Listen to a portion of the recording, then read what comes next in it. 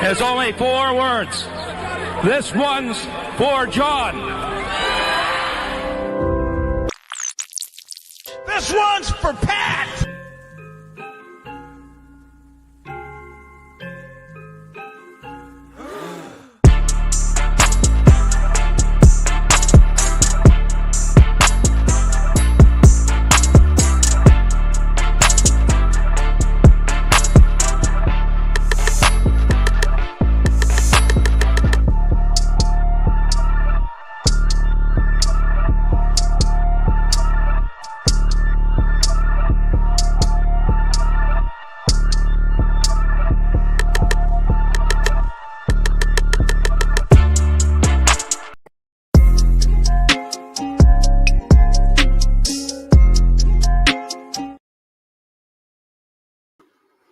Ladies and gentlemen, I forgot to click myself in. What is going on? Welcome to NFL with Kyle. I have never been this excited about an episode. I don't think it's going to be that long, but I did want to go on here and tell you guys, and now I really hope I'm reaching a bigger audience, but if I was only reaching Broncos country, I would be okay with that because I feel like as a Broncos fan, you need somebody to tell you that you're not delusional. You're not delusional, okay? You are allowed to think that this team has what it takes to go the distance. Now, if you were delusional, I probably wouldn't be telling you that, and I also probably wouldn't be making this video. But the fact of the matter is, I have such a compelling case in my hands. I don't even know what to do with it. So I am going to put it into a video because I actually turned it into a thread on X. I posted it, but I know I'm not going to reach a ton of people. At this point, there's just a lot of my content that I've made that I feel really strong about it. I feel like it's good quality stuff, but the fact of the matter is until you have a bigger audience, it just doesn't get out there. So here is another attempt to get the message out there. The Denver Broncos are a top 5 team in the NFL right now, and there's only a couple teams that I think you can make a case are better: Buffalo, Detroit, and the Eagles ? Now, this is going to be a lot of fun for me because I'm going to reserve all of my opinions, and I'm just going to give you facts. Okay, I'm going to give you facts. I'm going to talk about the offense. I'm going to talk about the defense. I'm going to talk about special teams. And then I'm going to give you the question at the end. Okay, so let's dive right into this. Okay, why is Denver a top 5 team? Well, first, we have to establish what it means to be a top 5 team. To be a top 5 team in the NFL means that you need to be a team that has no holes, right? Offensive side of the ball and the defensive side of the ball, and even special teams is all playing as one unit, and you're top 10 in the league in both areas. Now, when we talk about Bo Nix in a little bit, I'm going to, I'm putting the cart in front of the horse. Let's talk about the defense, okay? The defense has really 3 players that I believe this defense is really built around. And there's a lot of other players that could be honorable mentions. The reality of the Denver Broncos defensively is that they may not have any household names, excluding Patrick Surtain, who is actually not even leading in Pro Bowl votes for cornerbacks. Marlon Humphrey has more votes than him. Can you believe that? I digressed. So there is a lot of players on the defensive side of the ball that are making a huge impact. Jonathan Cooper, Brandon Jones, okay, Jaquan McMillan has been doing really good. He had that interception, sealed the game on Monday night. I'm not going to go through here and give you every player that I think makes our defense elite because, quite frankly, I think what is the strength of Denver is that there's not one player that is just the star and everybody else is kind of, mediocre. I think what you have is a very good, Cody Barton. I think Cody Barton's playing very good football right now. I met Cody Barton after the Steelers game, and I actually met his girlfriend, and we exchanged numbers because he doesn't use social media during the season. And he signed my body. I told him, you could sign anywhere and I'll go get it tattooed.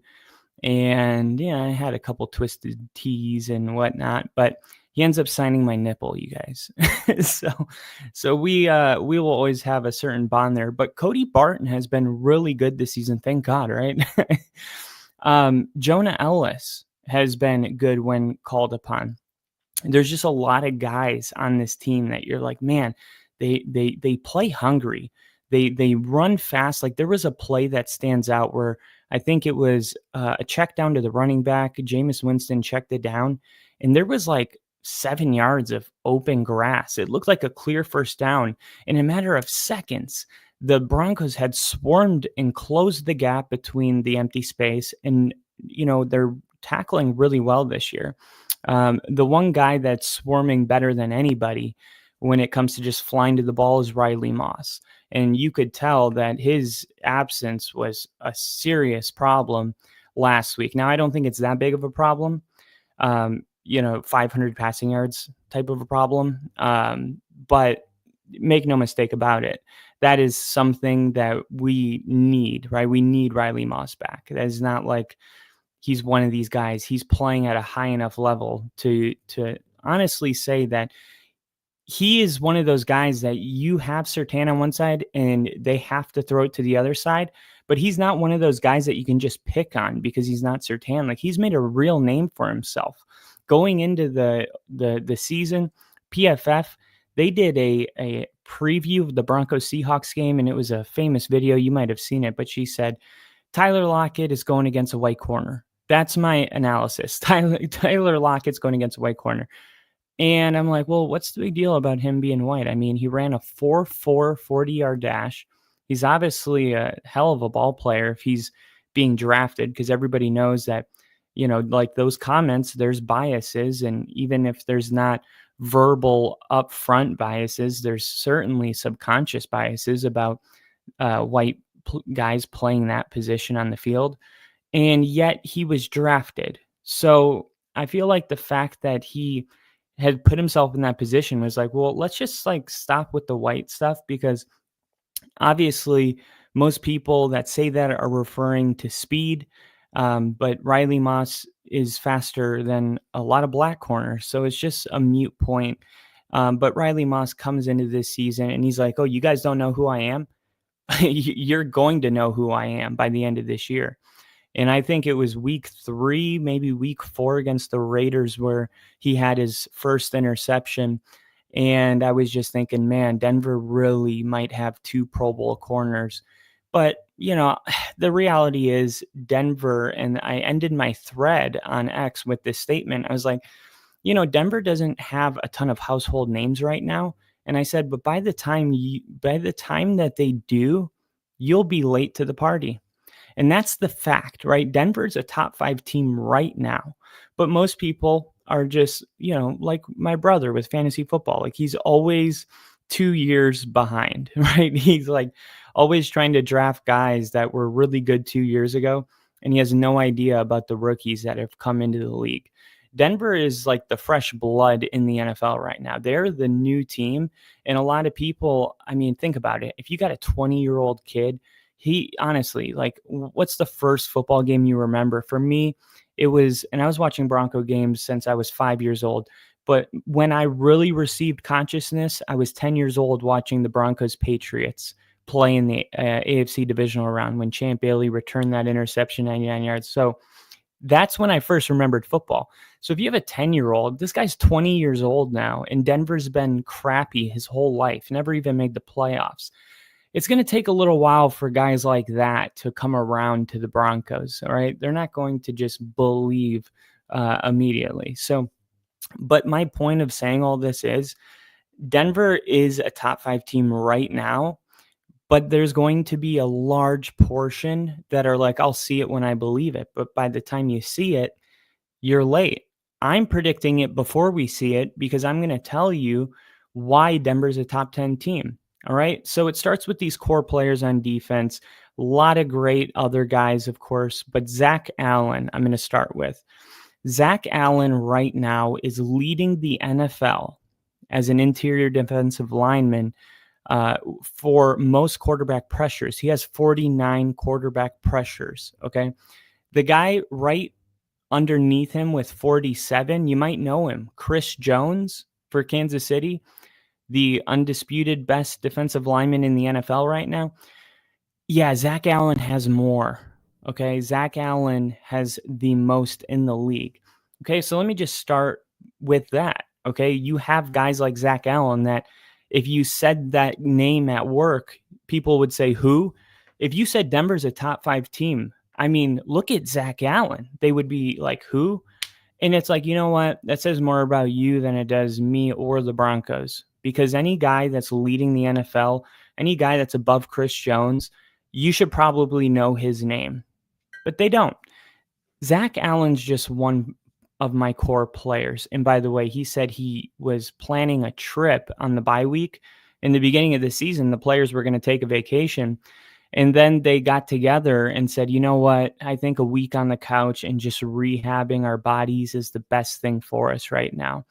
It tells you that the mentality of this team has shifted, right? They didn't want to go to Fiji. I'm sure they wanted to, but they're like, man, we have an opportunity to do something special. All right, let's vacation after the season. And let's get our bodies right. Let's not go on vacation and get, super drunk and then have to kind of exhaust our energy and trying to get back into football mode when we have a playoff game essentially on Sunday. And they made the right decision. And because of that decision, Zach Allen said that his body feels as good as it did before week 1. That is huge news for Bronco fans to know that Zach Allen, who's been dealing with a couple of injuries, is now as healthy as he's been all season. Huge news. Patrick Surtain, he's our other core player. Okay. Patrick Surtain is the highest graded cornerback in football. He was through the first 13 weeks of the season, and he's allowed up to that point 214 yards on 26 receptions. That's insane. Imagine all of the wide receivers he's gone against. Garrett Wilson, Mike Evans, George Pickens. Let's see, week 1, week 2, week 1, DK Metcalf, week 4, the Jets, week 5, the Raiders.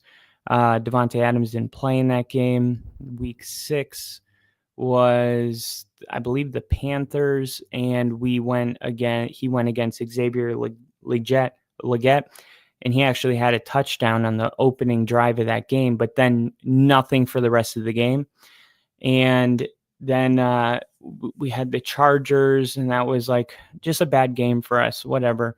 And then, of course, the Ravens and the Chiefs happened. But that said a lot about the team, the way they played the Falcons after that Chiefs loss. And ever since then, we haven't lost, right? We've won 3 in a row in those 3 games. We're just crushing it. And I'll get into that in a second. But Patrick Surtain, he's the best corner in the NFL, period. If there's going to be a debate about it, Sauce Gardner's the only other guy. But Patrick Surtain is just such a technician. When you watch in slow motion him break up a ball, you really do see that his timing is perfect. I mean, it's like 0.000. The guy touches the ball and he makes contact. It is truly incredible how they can run around at 20 miles an hour, and his timing is very, very rarely ever early, drawing a penalty. But then you keep going, and the big story, I think, is Nick Bonito this year. Nick Bonito is on a short list of the sack leaders in the NFL. Trey Hendrickson, Myles Garrett, Nick Bonito, Myles Garrett and Bonito are tied at 11. Danielle Hunter and Jonathan Greenard are tied with 10, or no, Danielle Hunter has 10.5, Greenard has 10. But only one of these guys has an interception, and that's Nick Bonito. And only one of those guys has a touchdown, and that's also Nick Bonito. He's 1.5 sacks behind the sack leader, who's Hendrickson. And I mean, Nick Bonito is not like on his way to being a breakout player. Like, he broke out. It already happened. he single-handedly just destroyed the Browns in that game. Like every crucial third down, the pick six was huge, but then there was other just huge impact plays late in the game where he busts a spin move and bats a ball down, or he's just generating pressure and forcing an early throw. This is like a key ingredient to our success, because we've been able to have coverage sacks because of our great corners. But now that we have this type of a pass rush, we're going to start to get coverage interceptions, because you're going to get forced balls and things of that nature. Denver's defense, I think, is really about to get into its full form, and it's the perfect time because of where we're at in December, almost in the middle of December. So Denver's best football, I really do feel like it's yet to be played. Okay. Now let's keep going down this thread, because there's just so much here, and we're going to pivot to the offensive side of the ball. Okay. The offensive side of the ball, I think, is definitely worth diving into here, because I think this is really what makes Denver a complete team and what separates them from where they were last year. Okay. And when it comes to our opponents that we're playing, unlike the Kansas City Chiefs, the Broncos are dominating their opponents. You got the Chiefs playing, close games with the Panthers. You just saw the Eagles play close game with the Panthers. The Broncos blew the Panthers out of the water. All right. The Chiefs narrowly defeated the Raiders twice, a combined margin of 9 points. In contrast, we handled the Raiders in both of those matches. Now, numbers scream, people talk. So let me give you the numbers. Okay. In Denver's 8 wins, they've averaged 29.8 points scored, and they've given up in those games 14.4 points. The Broncos are blowing out their opponents in their wins this season, which is, it says a lot about this team. It's one thing to win a game in a very close fashion. It's one thing to just separate yourself completely from these teams. In the last 3 games, no team has scored more points than the Denver Broncos, period. Buffalo has scored 35.7 points in their last 3 games. Denver scored 36. Now, if I told you Denver has outscored Buffalo in their last 3 games, you wouldn't think that's real. Especially when you see how Josh Allen has been and how that offense has looked, you would be like, no way. But yeah, Denver's averaging 36 points per game in their last 3. It's pretty remarkable. And why this is so important, I think, to talk about their last 3 is because there's many offensive statistics that people will use to evaluate a team's performance, such as points per game, yards per game. But what those numbers don't account for is Bo Nix's slow start to the season. His first 2 games, he went against Pittsburgh and Seattle's defense, and Mike Macdonald is a hell of a coordinator, and he's a defensive-minded guy. And, Bo Nix struggled in those games. He didn't throw a touchdown pass until week 4 against the Jets. So I feel like the most accurate way to assess Denver's offense today, the offense that is going to be hopefully in the playoffs, I believe they will be, because here's what you don't want to do. You don't want to find a way to skew numbers to fit a narrative that is setting your team up for failure. Like if you're a Steelers fan and you use Bo Nix's slow start to generate some BS story that Denver's a mediocre offense, that's not hurting anybody besides you, because it's not true. Who is Denver today? And the most accurate way to do that is to assess Denver's offense in their last 10 games, okay? Because we took September and we just threw it away. We said, you know what?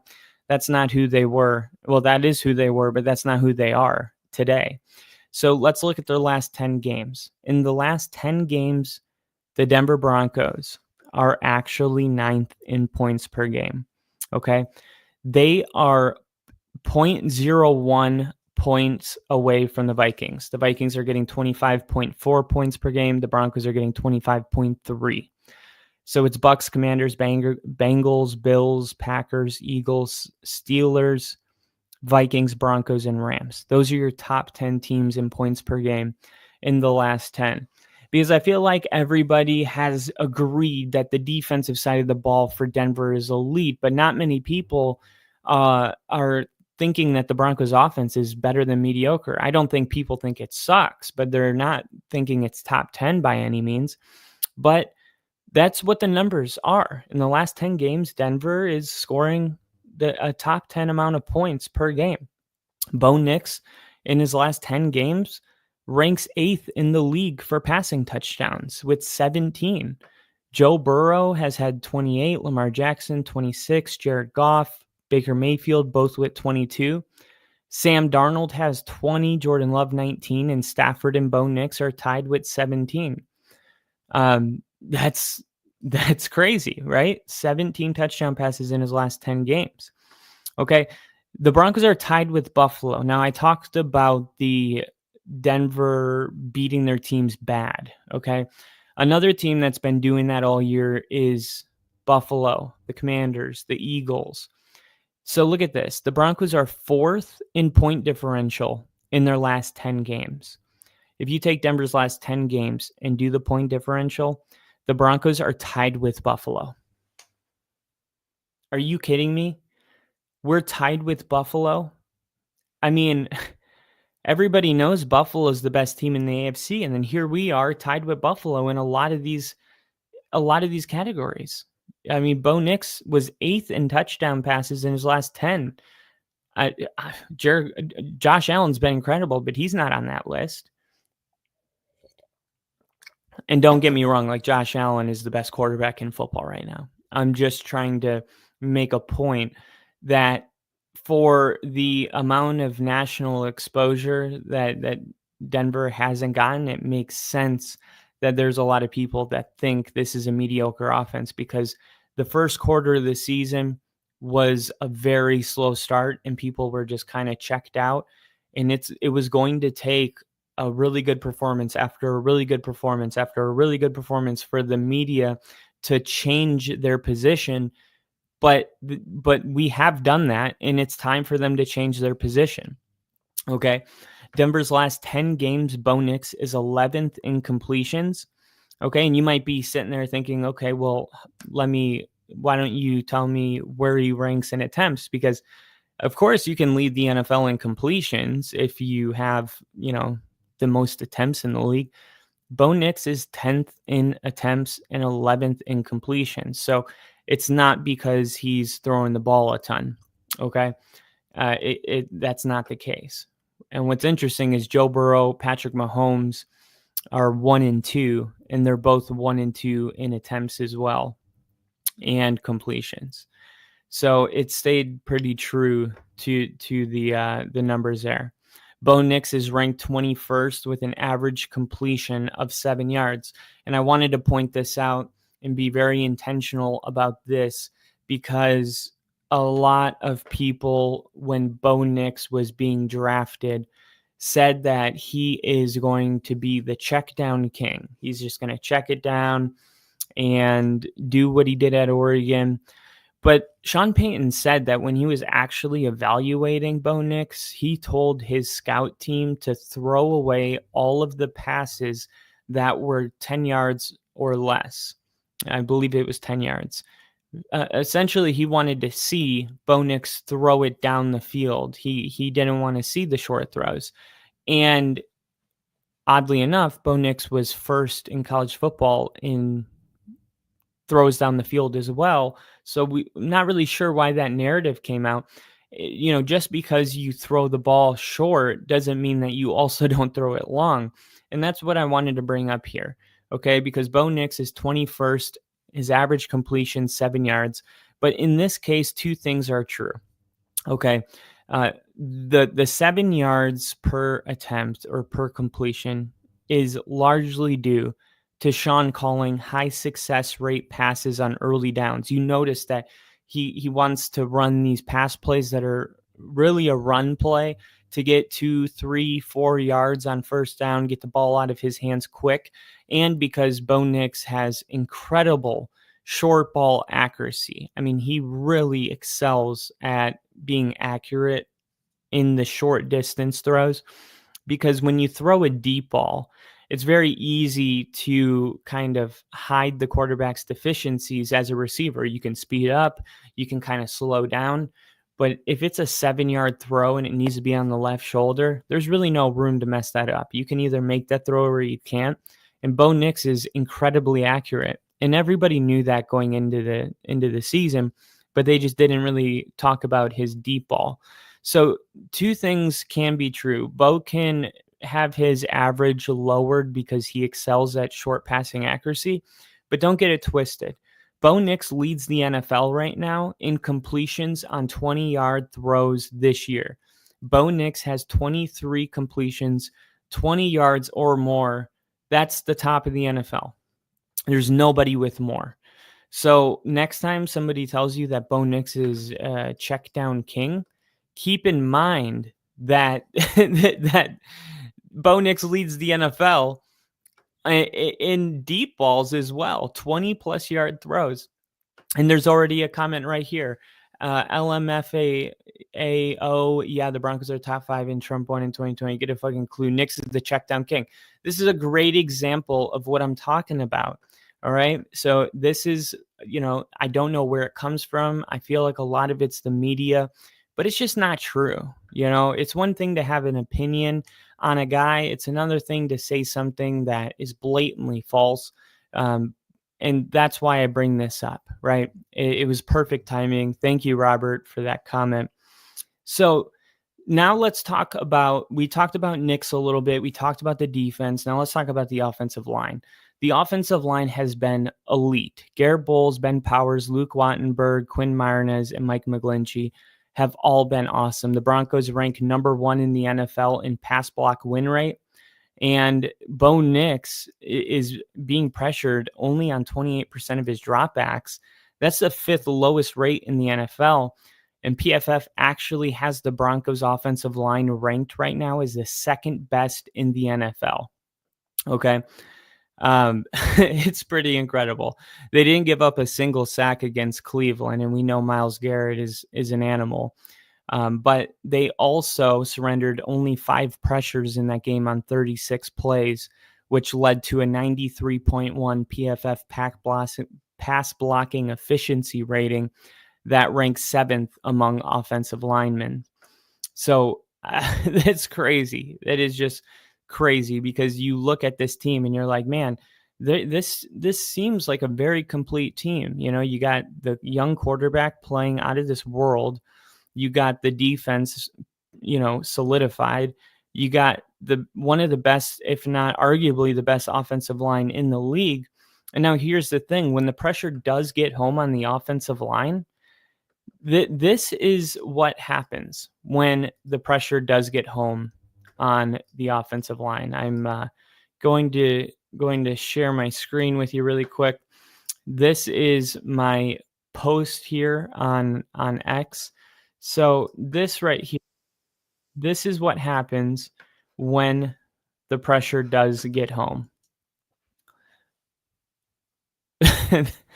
All right. This right here is the part of Bo Nix's game that they didn't tell us about. His instincts are absolutely unreal. Okay. The ability to feel the pressure when it's in your blind side is incredible. Here it is again, not even looking, but he felt it. He felt it. A play that should have been a 3-yard loss is now a 25-yard gain. That's a 30-yard swing, you guys, a 30-yard swing. There's plenty of plays like that. I just wanted to be able to give you one to look at. But this is a huge advantage for us, because a great offensive line combined with Bo Nix being so elusive in the pocket just creates a situation where we're not giving up many sacks. Denver ranks 3rd with Bo Nix in the offensive line, just allowing 1.5 sacks per game. And they've allowed less than 1 sack in their last 3 games, right? They're giving up 0.7 sacks, per game in their last 3. So they must have had given up 2 sacks and then gave up 1 sack and then 0 sacks. I don't know how that, I don't have the exact numbers, but that's third in the NFL, tied with Baltimore. And Denver's second in the NFL in quarterback sacked percentage, only giving up a sack on 4% of plays. Only Buffalo has a higher sack percentage, and we know how hard Josh Allen is to bring down. Bo Nix reminds me a lot of Josh Allen in the pocket, how hard he is to bring down, how he turns into a runner so quick, and then how you really do have to game plan for him. I mean, he was our leading rusher it was like week 4 and week 5, and he had the most rushing yards on the team. And it was like, I feel like he was more athletic than we were told. And then we're watching this guy, and he's the second fastest ball carrier week 1 against Seattle, running 21 miles an hour. And it's like, did anyone else know this? And that made sense because during training camp, Sean was like, he's a lot faster than I thought he was. He's a lot bigger than I thought he was. The Bo Nix pick was a home run. All right. And I think everyone knows that already. But going into Monday night's game, the Browns against the Browns, Bo Nix had turned the ball over only 1 time in his last 5 games, which is tied for the second fewest giveaways among quarterbacks who have started at least 4 games since week 3. Part of that is due to his decision-making under pressure. Here is another amazing stat. Nix has shown composure when pressured. He's completed 83.3% of his passes when blitzed. That is crazy. That is crazy. Okay? He's not pressured very often, but when he is pressured and he decides to throw it, it's a better completion percentage than when he's not pressured, right? That's a guy that rises to the occasion, all right? Whatever the situation is. So, I mean, the way Bo Nix is playing quarterback right now, I feel like we should all feel really optimistic about where we're headed as a team. This is not a team that is going to go into the playoffs and get embarrassed and just end up being one and done in the playoffs. It's not who they are. They have an elite defense. They have a quarterback he's playing really good right now, but the truth is he's getting better every single week. And that's why our team in the last couple of games, excluding the Cleveland game, but Denver's wins this year, they haven't been close, right? They're embarrassing their teams. And that's what a good team's supposed to do. A good team is supposed to separate themselves from the bad teams on the schedule. And that's what we have. And then finally, you got to look at the special teams. Will Lutz has been awesome this year for us. He was named Special Team Player of the Week twice. He's made a ton of his kicks. I think let's see. I think I wrote it down here. Will Lutz, let's see, 7 hours ago. I don't know where it is. But his numbers are pretty good. He's only missed, I think, 3 field goals this year. He's 9 for 9 between 40 and 49 yards.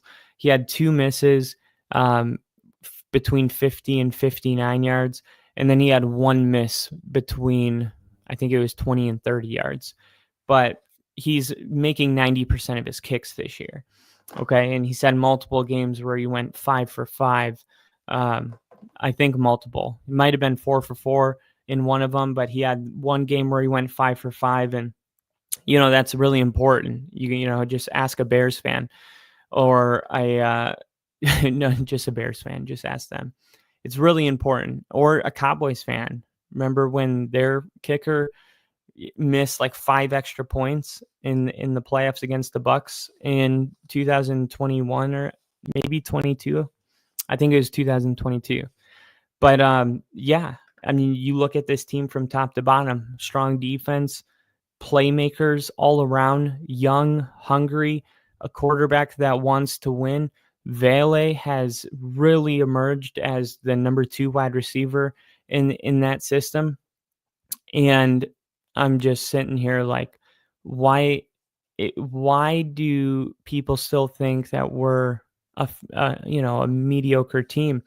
I don't really care. I just wanted to be able to tell you guys that Denver is a top 5 team right now.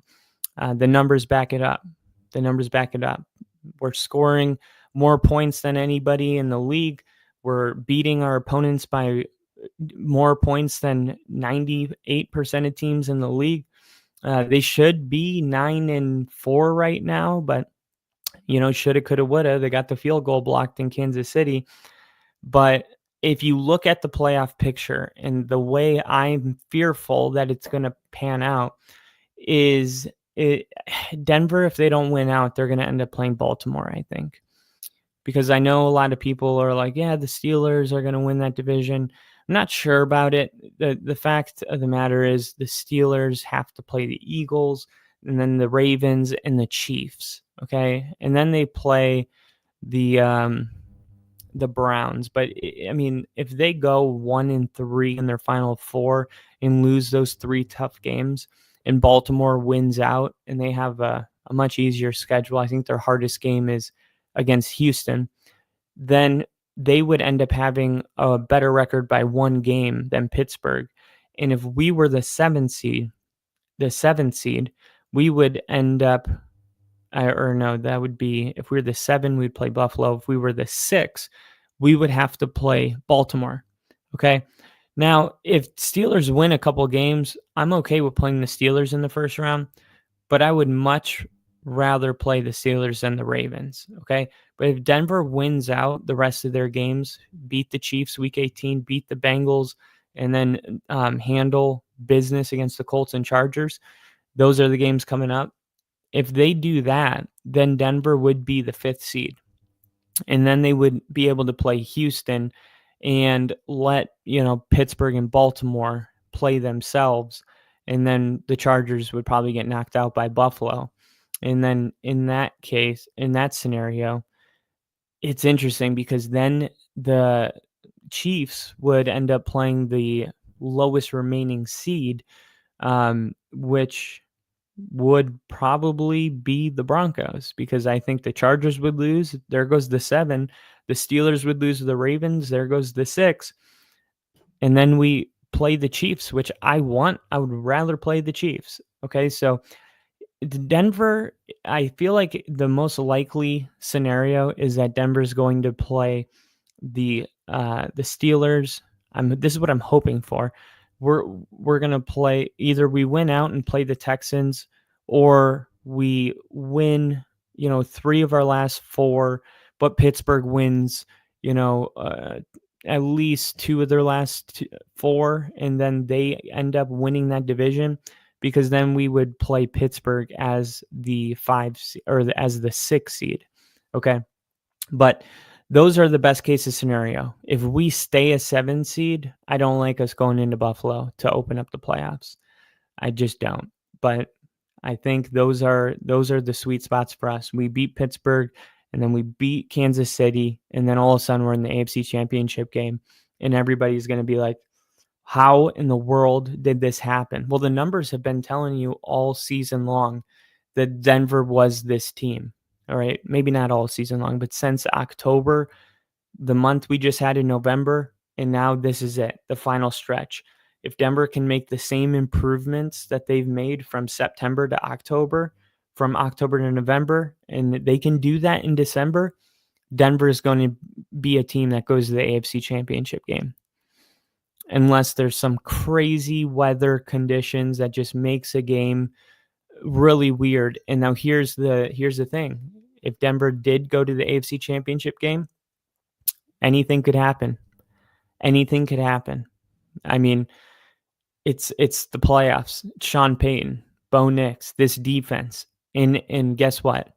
The Super Bowl, it would be Sean Payton returning to New Orleans. So that just makes you feel like, wow. I mean, look, I don't think Denver is going to go to the Super Bowl right now. I don't, but I do think a conference championship should be the goal right now. I'm sorry, the Steelers. Why do the Steelers get the nod over us? We have better quarterback play. I think we have a better defense. Like what? Why? Just because? Like just because we have a rookie quarterback? Remove Bo Nix and put in Kirk Cousins, okay, and pretend we were getting the same level of production from Kirk Cousins. Would people still be so out on the Broncos? I don't think so. I think this is like psychologically, I feel like everyone's in their head about Bo Nix, okay? But forget about that. Look at the way the young kid is playing, man. He is special. And if he makes another jump, I'm sorry, I'm not gonna sit there and act like we have no shot against Kansas City or Pittsburgh. I don't believe it. I already saw Chiefs and Broncos play this year in Arrowhead. The Broncos should have won the game. They didn't. But Mahomes was outplayed by Bo Nix. Period. End of story. So yeah, AFC Championship game. That is a realistic goal. Not only that, but that I feel like that is where we should all be expecting to land, and we'll see what happens at that point. But if you guys enjoyed this video, please help me out and give it a thumbs up. The last thing I'll share with you guys is there was a question about Caleb Williams, and they were like, "Oh, Caleb Williams, what do you think about Caleb Williams?" And I made this comment about him because I felt like I felt like a light bulb kind of went off when it comes to Bears fans, because a lot of Bears fans are like, man, we just need a coach. If we just had a coach, we would be an amazing team. We would be awesome if we had a coach. And I'm like, you know what? I'm not sure. I'm not sure. I didn't mean to write this much when I wrote it, but I felt like it was worth the read. So this is what I wrote. Even for a quarterback who isn't supported by a strong head coach, Caleb has significantly underperformed given the talent surrounding him. Normally, you could blame the coaching staff for the mediocre season of a typical rookie quarterback, but that's not applicable here. It's irrelevant because all of the genius experts said that Caleb would emerge as the next Mahomes. The next Mahomes. Can you believe that? Look, if there were a rookie quarterback who was the next Mahomes, there isn't. But if there was, he would have been able to overcome lousy coaching. Maybe Caleb Williams will be great. I'm not ready to say he won't be. But we do know that it will take great coaching to elevate him to that level. So no, he wasn't appropriately graded. The raw talent is there. You see it in spurts, but it'll take a great coach to put it all together. The problem, ? He was advertised as pre-assembled. He was advertised as a finished product. It's a sensitive topic for Bears fans because, and whether or not Bears fans want to admit it, they're probably wondering, hey, if the experts were wrong about Caleb being a finished product, is it possible that they were wrong altogether? Here's the mind-blowing part. The scouts didn't just make a mistake with Caleb Williams. They also misjudged Bo Nix, as we talked about earlier, labeling him as a second-round quarterback with limited arm strength who relies on checkdowns because he struggles to push the ball downfield. It's interesting how Bears fans credit Bo Nix's impressive season to Sean Payton, which conveniently, and I think maybe even subconsciously, fits their narrative that Caleb struggles are due to coaching issues. So while a Bears fan tells you that, man, Bo Nix is looking great, man, I can't wait till we get a good coach. I don't know if they're doing it on purpose, but conveniently, they are basically fitting this to their narrative that Caleb's struggles are due to coaching issues. The reasoning allows them to avoid criticizing the same scouts who promoted Caleb Williams as the top prospect. So this is where Bears fans are at right now. They got to say that, man, Bo Nix looks so good. I can't wait till we get our hands on a real coach. Come on. Now I get it. You want a real coach, but you kind of know what you're doing right there, right? Because you can't say that the scouts were wrong, because if you say that, those are the same scouts that told you that you had the next Patrick Mahomes. All right. So it's a really interesting situation that Bear fans are finding themselves in right now. We do know that the scouts were wrong about the Mahomes comment. Is he going to be great? I don't know. But I do know it's going to take coaching to put it all together. And with the amount of talent on that team, Rome Odunze, Keenan Allen, I mean, DJ Moore, freaking DeAndre Swift, the fact that you guys are trying to figure out how to bring in a coach to get to 5 wins doesn't look like a great sign. Okay. I mean, we went into the season, PFF ranked our roster the 32nd most talented roster, or I guess that would be the least talented roster. We didn't have anybody that anybody knew. Tyler Bidet, Vele, like re-signing, tight ends. I'm blanking on his name. Our tight end. He was with Sean in New Orleans. Adam Trotman. It was like we went into the season and people are like, oh my God, that's never going to work. But we made it work. Bo Nix made it work. And there's a lot of plays that people are like, man, Sean is a genius. But you look at the plays of him rolling out to his right, throwing these incredible passes. Like, yeah, Sean is calling the plays, but Bo still has to go out there and execute them. All right.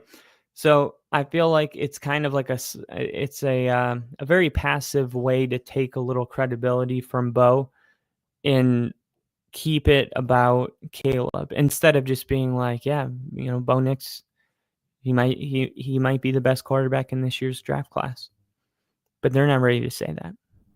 And it's okay. Time will tell. Time will tell. How much will a good coach fix Caleb Williams? We'll find out. How much will just experience fix Caleb Williams, right? That's the thing about these quarterbacks. They're going to get better.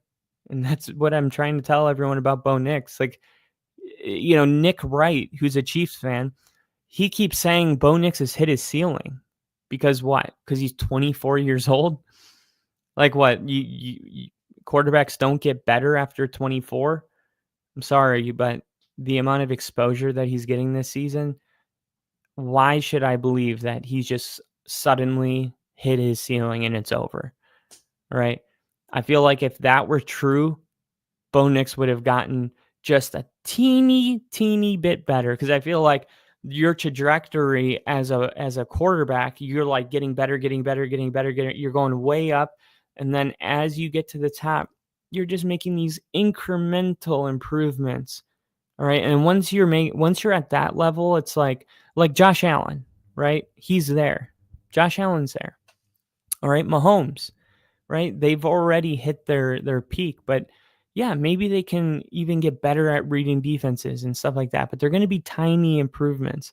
As long as a quarterback is going way up the line graph, I feel like it's really premature to just say, yeah, that's his ceiling right there. Just cut the line graph right there. It's over. It almost feels like wishful thinking, which from a Chiefs fan, it probably is. But let me know what you guys think in the comments. We had some people on here today. I wanted to thank everybody that was watching tonight. Do you think the Denver Broncos are a top 5 team? If not, why? Is it the offense or the defense? And what do you think the realistic expectations for Bo Nix and the Broncos are this season? Thank you guys always for watching. If you enjoyed it, hit the sub, hit the like button. You know what to do. I will see you guys in the next episode. Broncos Country. Good night.